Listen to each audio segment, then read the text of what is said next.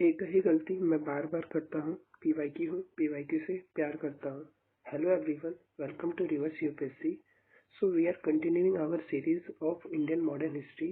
As somewhere people were asking that ki sir upload the video in a chronological manner. For example, just like I recently two videos that I have uploaded. It was like that I uploaded Quit India Movement and its question related, and Swadeshi Movement and its question of PYQ. So today onwards, I will try to upload video related to Indian modern history, but in a chronological manner.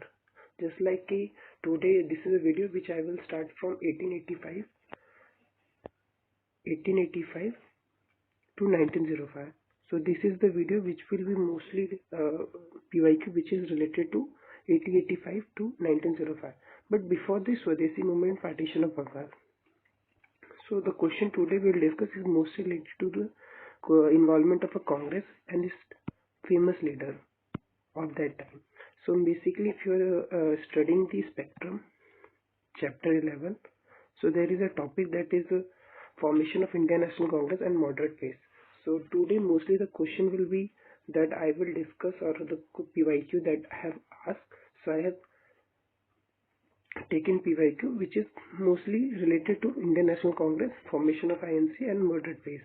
So it is if you have read the spectrum chapter 11, so all the question will be doable or solvable through this chapter only. So however, before beginning, I will try to just sum up some of the things, as if you are following me my recently two videos, so you are aware that when I talk about that Indian modern history, so I mostly focus on the things that कि question आपको 5-6 dimension में आपको book को cover करनी है. For example आप कोई भी जब आप स्पेक्ट्रम पढ़ रहे हो तो आपके माइंड में 5 डायमेंशन होना चाहिए.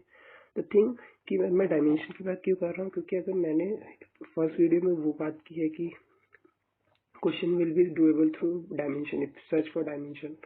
सो आई थिंक कि हर वीडियो में it is just like I will short summary कि अगर आप वीडियो फर्स्ट टाइम भी देख रहे हो तो आपको पता होना चाहिए कि हम कैसा फॉलो कर रहे हैं.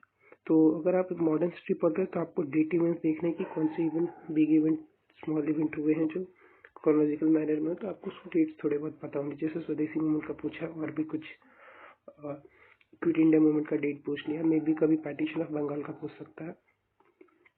आपको leader associate with the event देना है कि जैसे आपको कौन से इवेंट में कौन से लीडर इन्वॉल्व थे और कौन से मूवमेंट और इवेंट्स में कौन से लीडर इन्वॉल्व नहीं थे. सो आपको ये पैटर्न भी याद रखना है. और chronology you should always aware थे कि 1905 में कौन से इवेंट हुए थे, 1909 में कौन सा इवेंट हुआ है, या अगर कोई माता मार इंसिडेंट हुआ है, या कोई स्वदेशी मूवमेंट फॉर एग्जांपल हुआ, दांडी यात्रा हो, दांडी मूवमेंट हुआ है, नॉन कॉर्पोरेशन मूवमेंट हुआ है, तो आपको पता होना चाहिए कि वो क्वेश्चन जब पूछ रहा है तो क्रोनोलॉजिकल मैनर में कैसे क्वेश्चन पूछे गए हैं. सो हावेर यू शुड ऑल्सो अवेयर कि कोई भी मूवमेंट हुआ है तो क्यों हुआ है, why, search for why. Previously भी मैंने वीडियो में डिस्कस ही किया है कि वाई से कैसे क्वेश्चन सॉल्व होंगे. साइमन कमीशन पे पूछा है, स्वदेशी मूवमेंट पे पूछा है, ये रीजन क्या है कि अगर मैंने कुछ स्टार्ट किया है तो उसका क्या रीजन होगा. हाउएवर कि जिनकी ये पहली वीडियो है तो way that is a good, क्योंकि we are starting the series and from now I will try to upload the video in chronological manner. For example अभी पहले ही बता दिया हूँ कि 1905 तक हम कवर करेंगे, बट बिफोर स्वदेशी एंड पार्टीशन ऑफ बंगाल. तो 1885 से हम स्टार्ट कर रहे हैं. बेसिकली अगर आप स्पेक्ट्रम के चैप्टर 11 पढ़ रहे हो तो उसी से क्वेश्चन रिलेटेड होगा. But the thing is that कि जो ये चैप्टर है इसमें से ज़्यादा क्वेश्चन हाल फिलहाल में देखे नहीं गए हैं. So it is like that कि the recent year the question have not ask meaning from this chapter. So to get confidence, I will try to some PYQ which is not related to this chapter, but they have asked recent year, but from a very last PYQ. For example, to make you more clear, just like if you are seeing this, it was asked in 2022. With the reference to Indian history, consider the following statement. The Dutch established their factory warehouse on the east coast on the land granted by the Gajapati ruler Alfonso T. Albukiro capture Goa from Bijapur Sultanate. Sorry for mispronunciation of this word. Albuquerque capture Goa from the ruler of Bijapur. It was asked in 1988 and again in 2000. So however, if someone has read this, he might know कि option 2 तो right है ही, तो आपको पता हो जाएगा कि भाई ऑप्शन 2 इज राइट. तो आपको आगे फोकस करना है कि ऑप्शन 1 राइट है, ऑप्शन 3 है. तो you are aware of one thing कि ऑप्शन 2 राइट ही है. सो आपको आइडिया लग गया है कि हाँ, अगर बीजापुर वाला स्टेटमेंट राइट ही है. सो यू थिंक आपने अगर ये कुछ ऑप्शन राइट कर लिया, ऑप्शन 2 राइट है, तो आपको अब देखना कि 1 और 3 में कौन सा राइट है. तो हाईली टफ क्वेश्चन है, फिर भी आप नहीं सॉल्व कर पाओगे. बट थिंग इज दैट कि कहीं ना कहीं ये क्वेश्चन भी यहीं से इंस्पायर हुआ है. सो आई यूजली से कि law of UPSC is basically just like law of energy, question can be created but neither be destroyed. One question can be inspired from another question, but the total amount of the question in the UPSC is gradually increasing. It means कि gradually increase हो रहा है. कि हालांकि ये topic को भी उसने उससे लिंक कर लिया है, उसने डच वाले इस टॉपिक को भी लिंक करने की कोशिश कर ली है.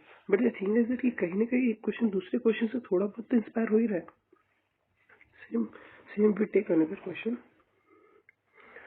In 2021 UPSC, who among the following was associated with the secretary of Hindu Female School, which later took known as Bethune Female School?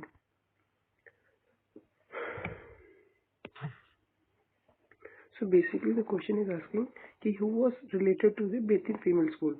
However, if you read spectrum, you know the answer. But the thing is that I am focusing कि एक ही statement से ही question अगली बार भी बन जा रहा है, वही स्टेटमेंट से एक बार और क्वेश्चन बन जा रहा है.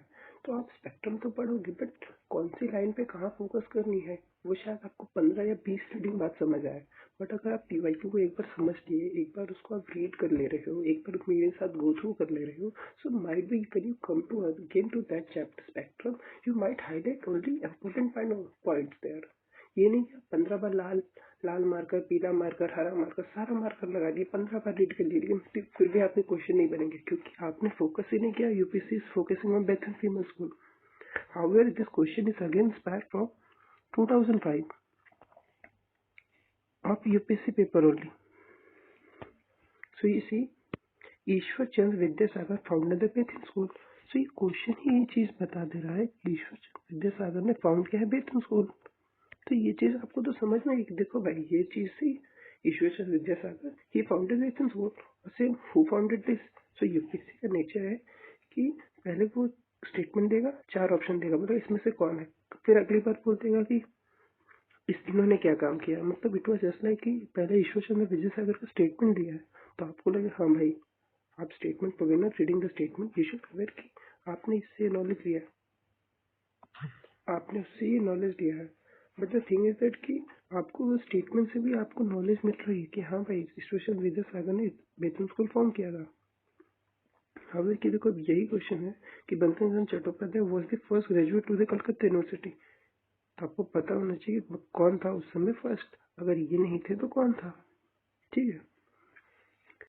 सो यू शुड अवेयर कि क्वेश्चन कभी आपको स्टेटमेंट के फॉर्म में दिया रहेगा और आपको उसमें से इनकरेक्ट या करेक्ट पता करना रहेगा. मे बी समटाइम आपकी वो स्टेटमेंट दिया रहेगा एंड यू शुड कि ये इसमें से कौन है, मतलब उसका रोल दिया रहेगा. हाउएवर कि आपको ये चीज भी पता होनी चाहिए कि केशव चंद्र सेन तो उसमें सती मूवमेंट में सती जो इनिशिएटिव दिया था वो नहीं थे, क्योंकि उसमें राजा राम मोहन राय थे और गवर्नर जनरल. तो देखो यहाँ पे एक और क्वेश्चन हो सकता है आने वाले ईयर्स में, related to the enactment of a law to ban sati by governor general. तो कौन सा गवर्नर जनरल था ये आपको सोचना है. देखो यूपीएससी का question it might be asked PYQ only, but ये कॉन्सेप्ट है भाई कौन सा गवर्नर जनरल. तो आपको पता है विलियम बेंटिक था, वो इस साल ही पूछ रहा है 1833 की गवर्नर जनरल ऑफ इंडिया का कॉन्सेप्ट कहाँ से आया. 1833 विलियम बेंटिक. सो आपको पता है कि गवर्नर जनरल उस समय कौन था. तो द थिंग इज दैट कि क्वेश्चन इधर से उस साइड जाएगा और उस साइड से इस साइड आएगा, क्योंकि पूछने के लिए उनके पास चीजें तो है नहीं कुछ, क्योंकि इंडियन मॉडर्न हिस्ट्री जो है वो लिखी जा चुकी है. क्वेश्चन वहीं से पूछा जाएगा जो चीजें हो गई, वही स्वदेशी मूवमेंट, वही दांडी यात्रा, वही नॉन कॉपरेशन मूवमेंट, क्योंकि कुछ इवॉल्व तो होने वाला नहीं है। तो that's why Jamini Singh ma'am ने बोला भी था कि अगर आपने वो वीडियो भी देखी है जो मैंने अपलोड की है यूट्यूब टेलीग्राम चैनल पे कि पीवाईक्यू का इम्पोर्टेंस है, तो जामिनी सिंह मैम ने बोला कि ही हैज अ टाइम, उनके पास टाइम था, तो वो बहुत पहले तक पीवाईक्यू उन्होंने मॉडर्न हिस्ट्री का किया, क्योंकि वो चीजें चेंज नहीं होने वाली, पॉलिटिक्स कहीं नहीं चेंज होने वाली है। हाउएवर 2-3 क्वेश्चन कभी रैंडम आ जाएंगे वो करंट अफेयर से, तो वो तो सबके लिए आएंगे। बट थिंग इज दैट कि अगर वो प्रेसिडेंट का पावर पूछ रहा है प्रेसिडेंट कीजिए, तो आपको वही लक्ष्मीकांत से सॉल्व हो जाएगा, वही स्पेक्ट्रम से हो जाएगा। जो स्टैटिक चीज है वो चेंज नहीं होगी। वो अमरकंटक का हिंद कहाँ से नर्मदा का सोर्स है वो तो सबको पता है, और वो वही वो सोर्स फिक्स है यार, वो चेंज थोड़ी होगा। अब वो 8 बार क्वेश्चन पूछेगा, 6 बार पूछेगा, क्योंकि that is why mostly people से पीवाईक्यू क्यों, क्योंकि अब चीजें फिक्स हो चुकी है, that is the highlighted area, और वहां से क्वेश्चन पूछे जाएंगे और वो फिक्स भी है। और ये क्वेश्चन में ऐसे भी प्रॉब्लम आई थी कि ईश्वर चंद्र विद्यासागर ने फाउंड तो नहीं किया था, but it was just like he और एसोसिएटेड विद दिस। तो फाउंड कौन किया था? जेडी बेथुन ने।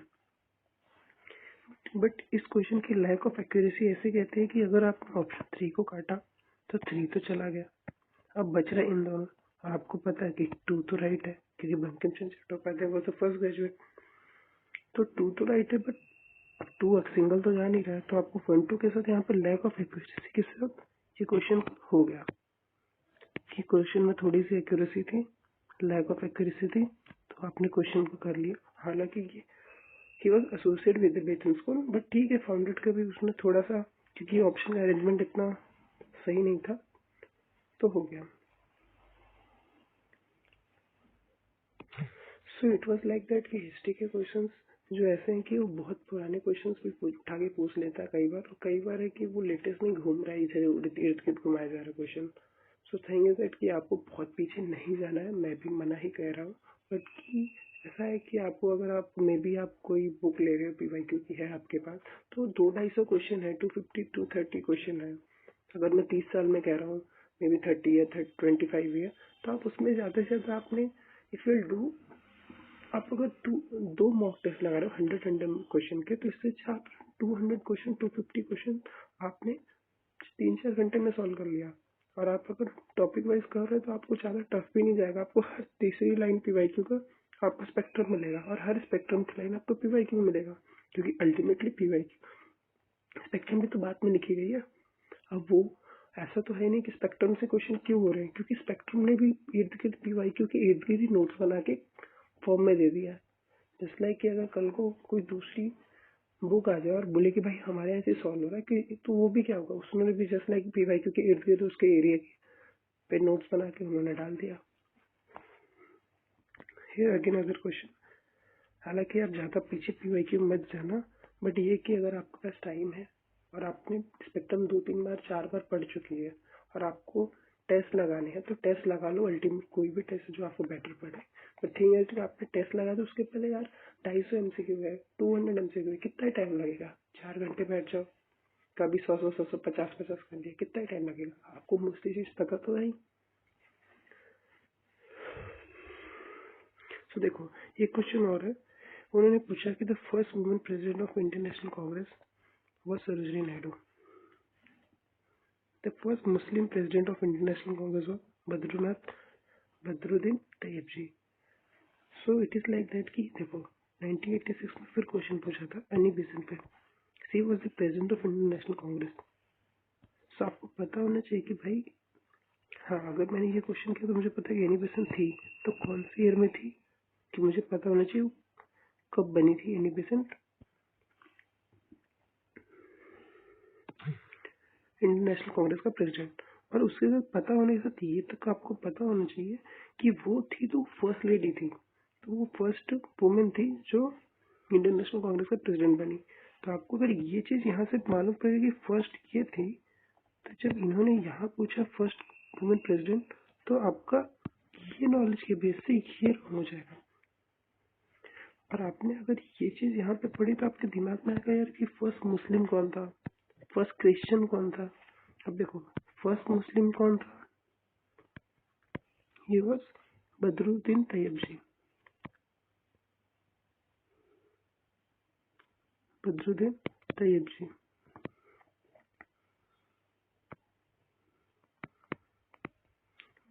बट ये भी है कि फर्स्ट क्वेश्चन कौन था, तो यही चीज कुछ क्वेश्चन पूछ सकता है। फर्स्ट क्वेश्चन जॉर्ज यूले था। तो आपको मैं बता देता हूँ, क्योंकि ये क्या है, आप देखो मैं ऐसा नहीं कह रहा हूँ कि क्वेश्चन पूछेगा ही, बट मे भी कोई स्टेट सर्विसेज या कभी यूपीएससी उल्टा सीधा क्वेश्चन उठा दिया, उसने पूछ लिया, तो इट वाज लाइक क्वेश्चन कहीं ना कहीं से इंस्पायर ही होता है। अभी आपको मैंने बताया कि लॉ है यूपीएससी का कि क्वेश्चन, तो अब इन्हीं क्वेश्चन से नया क्वेश्चन बनाना, तो इट मे बी लाइक कि they will made some changes here and there and question को रिफ्रेम करेंगे, उसी डायमेंशन में उठाएंगे कि अगर फर्स्ट मुस्लिम पूछा है तो फर्स्ट क्रिश्चियन भी बोल सकता है, या फर्स्ट इंडियन नेशनल कांग्रेस का प्रेसिडेंट तो आपको पता ही है उमेश चंद्र बनर्जी थे। अब देखो एनी बेसेंट के ऊपर क्वेश्चन पूछना बहुत इंपॉर्टेंट ये हो जाता है कि जैसे वो फाउंडर थे एशियाटिक सोसाइटी का, जी नहीं, आपको पता है विलियम जॉन थे, तो ये तो गलत हो गया। तो अब देखो she was the founder of Asiatic Society, तो she was the founder of Asiatic Society लिखाई तो नहीं है, बट कौन था ये भी तो आपको होना चाहिए कि कौन था, कब बनाया गया Asiatic Society. She was the founder of Theosophical Society. देखो ये भी क्वेश्चन थोड़ा सा ट्रिकी है, क्योंकि थियोसॉफिकल सोसाइटी का वो हिस्सा थी, उन्होंने इंडिया में थियोसॉफिकल सोसाइटी को इम्प्रूव कराया, बढ़ाया। हालांकि थियोसॉफिकल सोसाइटी को न्यूयॉर्क में हो चुकी थी, उसको किसने किया था, ब्लेवेट्स्की एंड ऑलकॉट, ऑलकॉट एंड ब्लेवेट्स्की ने उसको आगे बढ़ा दिया था। कहाँ पे, न्यूयॉर्क में स्टार्ट हो चुकी थी, उसका एक ब्रांच, एक नेक्स्ट वर्जन इंडिया में लाया किसने, एनी बेसेंट है। तो एनी बेसेंट को वो बढ़ाने में हेल्प है, लेकिन फाउंडर वो नहीं थी। अब आप अगर देखोगे तो 2021 के एक ऑप्शन में थियोसॉफिकल सोसाइटी का जिक्र है, तो वहाँ पर लिखा है कि मदन पाले वाले क्वेश्चन में कि इट वाज लाइक कि किसने उसको बढ़ाया आगे, किसने उसको फॉर्म किया।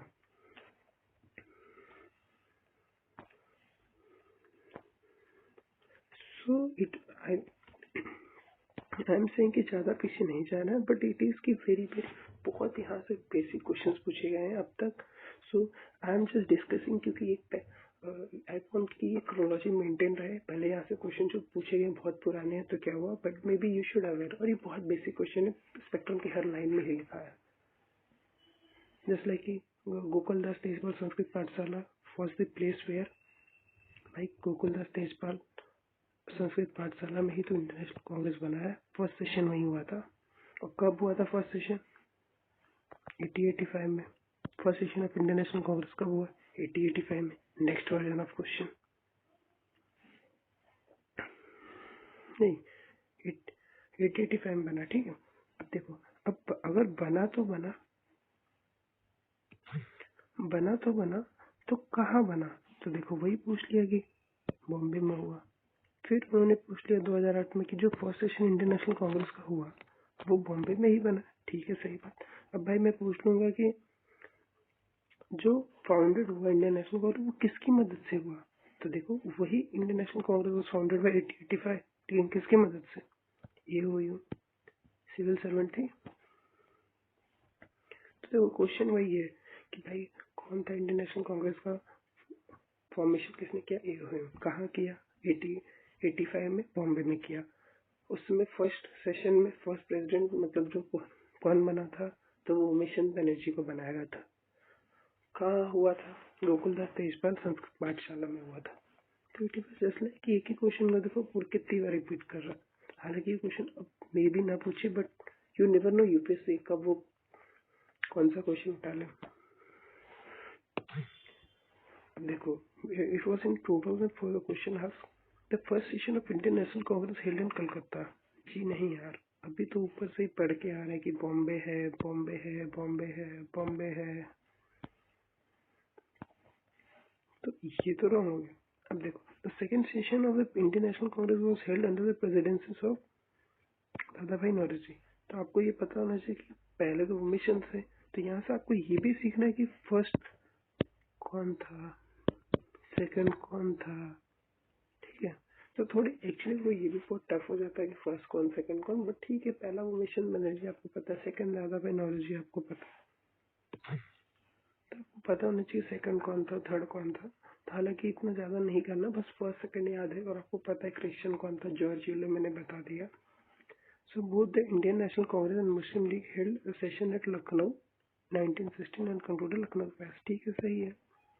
अब देखो ये क्वेश्चन कैसा था कि they were just location change कर दे रहे कि कलकत्ता कहाँ से, कलकत्ता था कि फर्स्ट सेशन में, अगर फर्स्ट में वो मिशन बनर्जी थे, सेकंड में दादा भाई नौरोजी थे. सो आई एम नॉट सेइंग कि ये बहुत इजी क्वेश्चन है, ये आपको पता ही है. बट थिंग इज दैट कि ठीक है कर लेते हैं, क्योंकि I am starting a series, chronological manner में सब कवर हो ही जाएगा. और आई एम वेरी श्योर कि ये सारे क्वेश्चन आपको मे बी, देखो ये बहुत पुराने क्वेश्चन है. सो लॉ ऑफ यूपीएससी कहता है कि ये क्वेश्चन अगर पुराने हो गए मे भी उठा सकता है, क्योंकि आपको पता है कि दिस टाइम दे आज 2023 में कि वो governor general of bank India कब बनाएगा. सो बहुत बेसिक क्वेश्चन था, बहुत easy. It was just +2, 10 second में इंसान को पता चल जाएगा कि this is the answer. But thing is that कि अब देखो यहाँ से भी कोई भी क्वेश्चन कभी उठा लेगा, क्योंकि इजी क्वेश्चन तो एक आध दो देंगे ही, but this is the easy one. अब देखो, the Congress policy of pray and petition ultimately came into the guidance of. देखो वही है कि मॉडरेट और एक्सट्रीमिस्ट का हमेशा यहाँ पे चला है. This is chapter of spectrum 11. सो उसमें आपको पता है कि कांग्रेस प्रे एंड पिटीशन कौन करना चाहता था और कौन नहीं करना चाहता था. तो आपको पता है कि लाला लाजपत के राय आते आते प्रे एंड पिटीशन का कॉन्सेप्ट खत्म हो गया. तो जस्ट लाइक एक्सट्रीमिस्ट से और मॉडरेट से, तो जो मॉडरेट थे वो दे वर सेइंग कि प्रेयर करेंगे, पिटीशन करेंगे, प्रोटेस्ट करेंगे.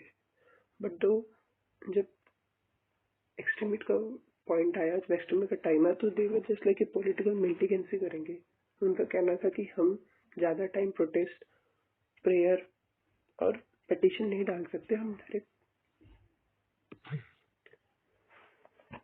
सो इट वाज लाइक दैट कि जो एक्सट्रीमिस्ट थे उनका कहना था कि they will not believe in prayer, petition, protesting. They will say कि अब हम चेंज लाना चाहते हैं.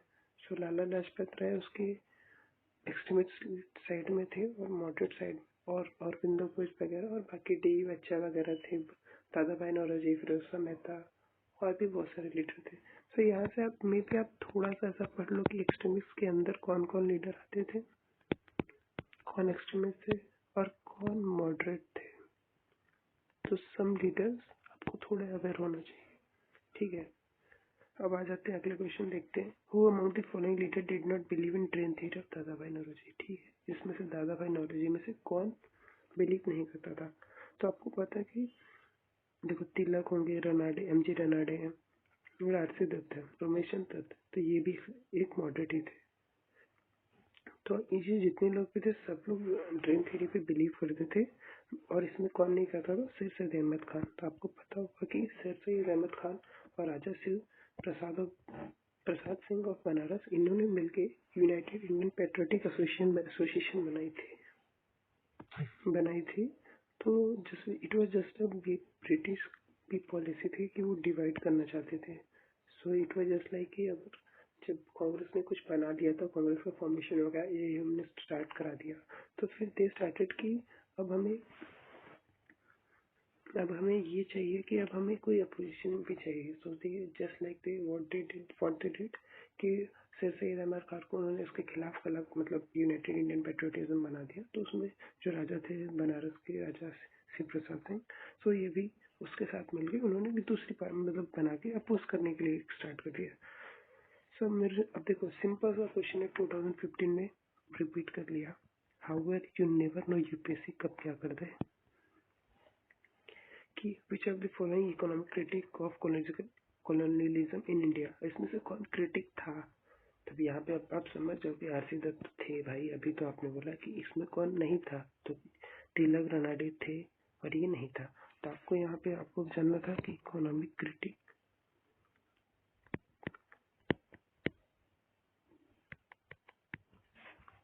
कौन था.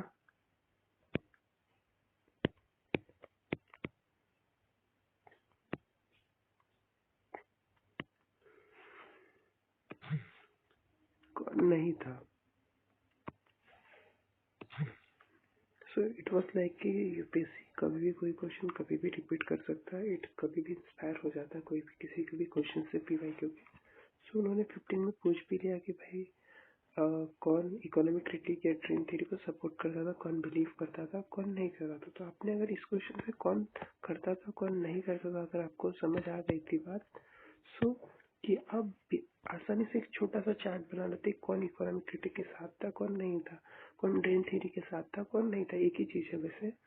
सो आपको पता चला कि आज दादा भाई नौरोजी को तो थे ही। अब देख लो 1-3 तो साथ में जाएगा, 1-3 कहाँ जाएगा साथ में, यहीं जा रहा है 1-3 साथ। आपको इसका आइडिया नहीं रहता फिर भी आपका काम हो जाता। So moving forward to another question. I know video थोड़ा लॉन्ग हो रहा है, बट द थिंग इज कि I want to best my thing to make available with you. कि थिंग इज दैट कि मैं जितनी चीज़ें आपको पीवाईक्यू में पूछी गई है, आई वांट कि मैं अपनी बेस्ट आपको समझ आ पाऊँ कि पीवाईक्यू की क्या डिमांड है, क्वेश्चन कैसे फ्रेम हो रहा है। इट वॉज नॉट कि मैं 5-6 मिनट का वीडियो बना दूँ बस छोटी छोटी चीजें। मैं आपको कॉन्सेप्ट भी सिखा रहा हूँ कि किससे क्या क्वेश्चन पूछ सकता है। सो आई नो वीडियो लॉन्ग जा रहा है, माइट भी अगर 2% 10% ऑडियंस भी यहाँ तक पहुँच गए तो वो भी बहुत बड़ी बात है कि आपने 20 मिनट से ज़्यादा अब तक झेला है। सो कंटिन्यू अगेन कि which one of the following statement does correctly define drain theory. अभी हम ये कह रहे थे कि ड्रेन थ्योरी क्या है, ड्रेन क्रिटिक कौन कौन था कौन नहीं था। अब देखो उसका एक नेक्स्ट वर्जन जा रहा है, एक लेयर पे एक अनदर क्वेश्चन एक स्टेप ऊपर जा रहा है कि ड्रेन थ्योरी कौन था, क्या थी ड्रेन थ्योरी, क्या डिफाइन करती है। तो वो यही था कि भाई नेशनल वेल्थ जो है was being exported to Britain with no material return। the thing जो नेशनल मनी था वो जा रहा है ब्रिटेन और उससे आपको कुछ फायदा नहीं हुआ है। यही था ड्रीम थ्योरी की भाई दादा भाई नौरोजी ने कहा कि भाई सब कुछ यहाँ से जा रहा है, लूट रहे हैं हम, पैसा जा रहा है। सो वही देखो कि 90 में क्वेश्चन पूछा गया। The most effective contribution of Dadabhai Naoroji to the cause of Indian national was expose the economic exploitation of the Indian by British। Economic exploitation की बात किया दादा भाई नौरोजी ने, वही बात थी। अब देखो अगेन 2012 में सोचो 22 साल पुराना क्वेश्चन पूछा गया 2012 में। तो ऐसा नहीं हो सकता कि 2024 में कोई 15 साल पुराना, कोई 20 साल पुराना question, 20 year question, 30 year question, 30 year पुराना क्वेश्चन हो सकता है। सो इट इज लाइक कि स्टैटिक क्वेश्चन फिक्स है, आपको दादा भाई नौरोजी पे ही पूछेगा, आपको वही रमेशचंद्र बनर्जी थे, रमेशचंद्र दत्त थे, किससे रिलेटेड क्या इवेंट है तो वही पूछेगा। वहाँ मॉडर्न हिस्ट्री चेंज नहीं हो सकती, एंशिएंट हिस्ट्री चेंज नहीं हो सकती। बट एंशिएंट में क्या क्वेश्चन डाइफर कर देता है कि कभी इस पार्ट से पूछा कभी उस पार्ट से पूछा, तो आप कोई क्रोनोलॉजी नहीं मेंटेन कर पाते। सो अगेन देखो द मोस्ट इफेक्टिव कंट्रीब्यूशन, हालांकि ये पूरा क्वेश्चन ही रिपीट है, to the cause of Indian Muslim was that. Dadabhai Naoroji देखो एग्जैक्टली क्वेश्चन रिपीट कर दिया। So it is expose the Indian economic exploitation of India by British। Same statement। Does it making it sense कि मैं PY क्यों कह रहा हूँ। 22 साल पुराना क्वेश्चन आपको 12 में पूछा है तो क्यों नहीं हो सकता 25 साल पुराना, 27 साल पुराना, 12 साल, 18 साल।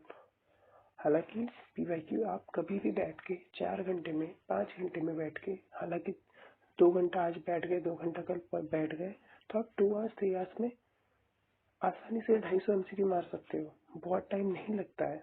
आपने 5, अब मैं कह रहा हूँ आपने अगर 5 बार स्पेक्ट्रम पढ़ ली है या 2 बार स्पेक्ट्रम पढ़ ली है या इवन आपने 3 बार पढ़ी, तो मैं 3 बार अगर स्पेक्ट्रम पढ़ा तो मुझे चौथी बार पढ़ने की क्या जरूरत है। 3 बार पढ़ा है बहुत है, एक बार पीवाईक्यू लगा लो। मैं 6 बार पीवाईक्यू स्पेक्ट्रम पढ़ने से अच्छा मैं 4 बार स्पेक्ट्रम पढ़ूँ और 2 बार पीवाईक्यू लगा लूँ। Does it making any sense है तो आप एक कमेंट कर दीजिए हाँ sir it making any sense. अब देखो नेक्स्ट क्वेश्चन 1986 में पूछा था कि poverty and un British rule in India was written by. तो वही economic theory, economic dream theory भी किताब भी लिख दिया किसने, दादा भाई नौरोजी ने, कि पोवर्टी अन ब्रिटिश रूल था। The theory of economic dream from India to England was propounded by, वही चीज दादा भाई नौरोजी। तो क्वेश्चन बहुत इजी है, ये सब एक ही चीज को बार बार घुमा रहा है। इट इज जस्ट लाइक कि मैंने आपको क्वेश्चन के फॉर्मेट में आपको पूरा चैप्टर पढ़ा दिया है। अगर आप अब चैप्टर उठाओगे स्पेक्ट्रम का 11, सो यू विल से कि हाँ almost thing I have discussed. अब वहाँ आपको इट विल बेटर टू आप वहाँ थिंक कर पाओगे, बेटर आप सोच पाओगे। अगेन देखो, the first political association of Bombay presidency was established bye दादा भाई नौरोजी 1852। ये क्वेश्चन थोड़ा चेंज है, बहुत स्टैटिक क्वेश्चन है, स्टेट पीसीएस में खुद आया हुआ है, मैंने खुद देखे हुए ये question. First political association Bombay presidency में कौन सा, however first political association India में कौन सा था, तो वो 1838 के आसपास था, जो शायद राजा राम मोहन रॉय ने किया था, बंसा करके था। सो जमींदारी एसोसिएशन था शायद। अब देखो आगे क्वेश्चन अगर देखेंगे तो the intensity of famine increase in India under the British rule because, सही बात है, क्यों हुआ उस समय फीमाइन ज़्यादा क्यों आने लगा।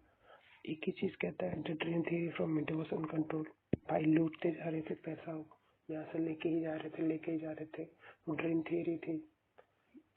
किसने उसके खिलाफ आवाज उठाई, दादा भाई नौरोजी। किताब किसने लिखी, दादा भाई नौरोजी। किताब का क्या नाम था, what was the name of book, poverty and British rule. And the thing is that who was where supporter, who was where against. So it is like formation of Congress कब हुआ था, किसने किया, कौन उसका पहला लीडर था, president था, कौन सेकंड था, मुस्लिम फर्स्ट प्रेसिडेंट कब मिला पहली बार, क्रिश्चियन प्रेसिडेंट कब मिला। It was the same thing.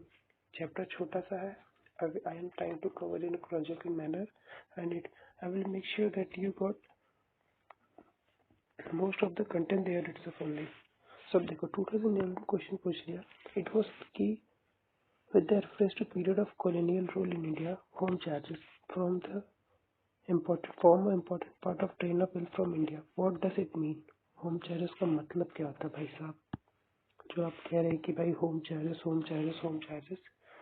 तो उसका मतलब क्या होता है। Does it mean कि fund used to support the India office in London? Does it mean कि fund used to pay the salary and pension of British personnel engaged in India?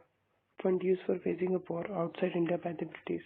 तो home charges basically था कि यहाँ से हमारे देश से जो पैसा लगता है, money that British getting earning from India, अब वो अपने होम लेके जा रहे हैं, अपने घर ले जा रहे हैं। Fund use to support India Office London, सही बात है। Fund use to pay salary and pension of British person engage in India, ये भी सही हो गया। Fund use for waging a war outside India by the British, सही है। सो थैंक यू सर कि होम चार्जेस का मतलब क्या होता है, यही चीज़ था इकोनॉमिक ट्रेंड थ्योरी, कि भाई वो लेके जा रहे हैं। वही चीज़ था कि वो इकोनॉमिक क्रिटिक के ऊपर लिखा गया है, poverty and British rule in India, दादा भाई नौरोजी ने किताब भी लिखी है। सो वो कि वो था क्या, उसी के ऊपर क्वेश्चन है, होम चार्जेस मतलब क्या हुआ। सो इट इज की उसी से रिलेटेड क्वेश्चन पूछा गया। Who among the following proponent feminism as a movement, तो फेबियनिज्म मूवमेंट का किसका हिस्सा था। सो आपको पता है कि यहाँ फेमिनिज्म मूवमेंट स्टार्ट किया गया था, वो एनी बेसन ने किया था, हालांकि इससे रिलेटेड नहीं था, बट एनी बेसन का रोल वो स्टार्टिंग में था, फिर उन्होंने काफी रोल उनका मतलब रहा गया। So that why I taken this question to. So question solve करना is not a big deal, question कोई भी सॉल्व कर लेगा, बट कि मैं चाहता हूँ आपका एफर्ट्स कम हो।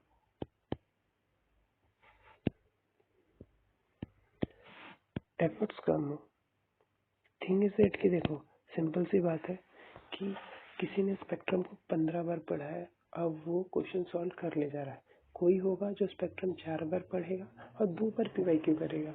हालांकि 2 बार अगर उसने पीवाईक्यू कर लिया, 250 क्वेश्चन है, 270 250 के आसपास क्वेश्चन है, आप 25 साल के कर लो, आप 15 साल के कर लो, 20 साल के, मैं कोई आपको एक ईयर बैरियर नहीं दे रहा हूँ, जितना आपको टाइम मिल रहा है। आपने कोई बुक उठाई, उसमें 25 साल के थे, कोई बुक उठाई 30 साल के थे, फटाफट 250 क्वेश्चन कर लिए आपने। मैं कह रहा हूँ कि अगर आपने 3 बार स्पेक्ट्रम पढ़ी, आपने 2 ही बार स्पेक्ट्रम पढ़ी, तो एक बार पीवाईक्यू कर लो, फिर स्पेक्ट्रम आके पढ़ लेना, फिर एक बार पीवाईक्यू कर लो, फिर then you come and read spectrum. So think it कि आपने 5 बार स्पेक्ट्रम पढ़ी है और आपने 3 बार पीवाईक्यू कर लिया, 250-300 क्वेश्चन, तो you will get perspective dimension के क्या सर्च करना है, स्पेक्ट्रम में कौन सी लाइन पे हमें फोकस करना है, क्या सर्च करना है। So I want to reduce your efforts and nothing else. आप 15 बार पढ़ के भी स्पेक्ट्रम से आपके क्वेश्चन सॉल्व होंगे, 25 बार पढ़ने के बाद भी दैट सेइंग कि आप 5 ही बार पढ़ो, आप 10 ही बार स्पेक्ट्रम पढ़ो, 2 बार 4 5 बार पीवाईक्यू कर लो, तो आपके भी 15 बार जाएंगे। तो थिंग इज इट कि रिड्यूस योर एफर्ट।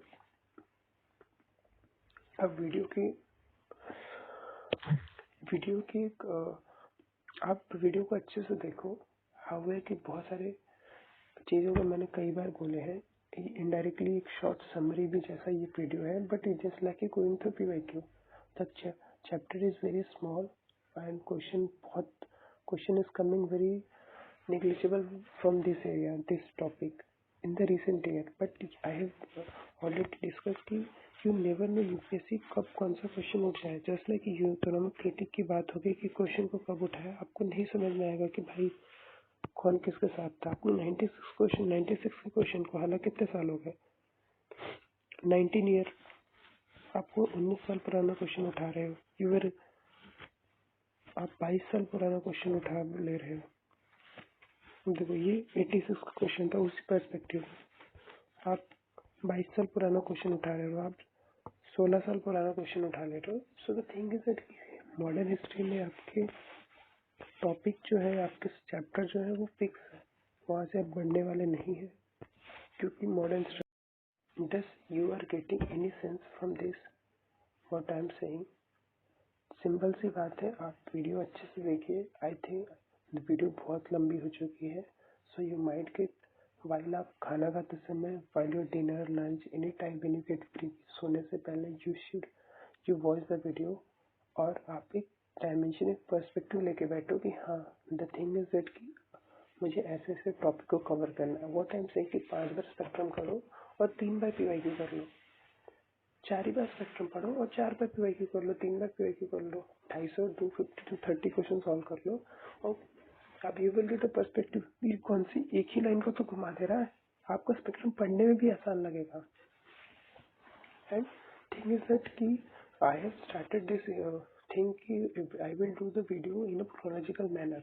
कि for example today I have discuss कि from the 1885 to 1904 1905 before Swadeshi partition. Next video will be related to the Swadeshi movement partition of Bengal. Then after the video will be related to anti-revolutionary activity first, then anti-revolutionary to Lucknow Pact, and then non-cooperation movement. That in a chronological manner, all the PYQ I will try to discuss. And the thing is that कि mostly video लंबी हो जाती है, तो आप जितना देख पा रहे हो देख पाओ, क्योंकि द थिंग इज दैट कि I want to tell you everything about what is how it should be go. The thing is that ki, you should read spectrum thrice and twice or thrice, then perspective PYQ का perspective रहे।